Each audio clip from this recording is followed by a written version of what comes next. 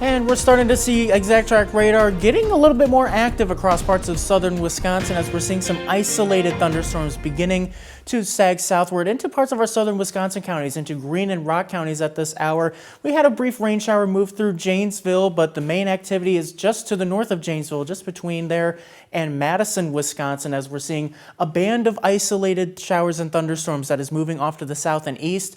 We'll continue to see that potential as it moves off to the south and east, potentially reaching far northern parts of Illinois here in the next few hours. So let's take a look at Future Track, and you'll notice instantly how Future Track a little bit aggressive, I think, on the widespread nature of this. These are very isolated, as you saw there on Exact Track Radar, but we'll see that a band of isolated storms moving southward, crossing the state line, reaching areas like Freeport and Rockford towards 11:30.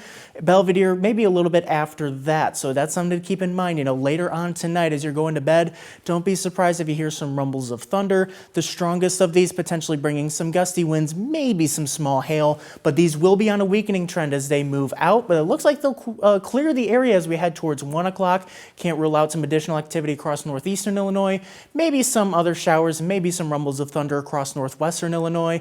But then as we head later on towards 2, 3 o'clock in the morning, that activity will drift out of our area and we quiet down for the rest of the night as we get down to 59 degrees, a little bit cooler because we have that cold front moving through, and that's going to be what clears out that smoke that we've been dealing with all weekend. So as we jump back to Future Track, looking at that wildfire smoke now, we're continuing to see that cold front sagging southward across Wisconsin, and as we head closer towards, early in the morning here, we're looking at 6:15, so a little bit after sunrise, beginning to see that cold front influencing that smoke as it moves through the area.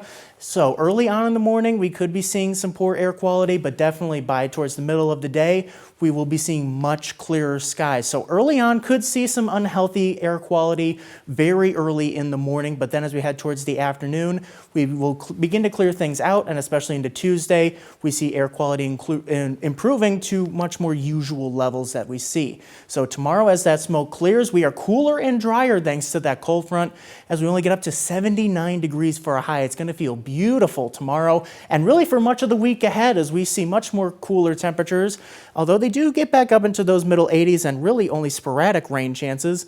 And in your most accurate 10-day forecast, we'll see towards the beginning of next week, I should say, maybe seeing a little bit of a warm up back to the upper 80s, but Sam, you'll notice not a lot of chances for rain, so much more quiet compared to last week.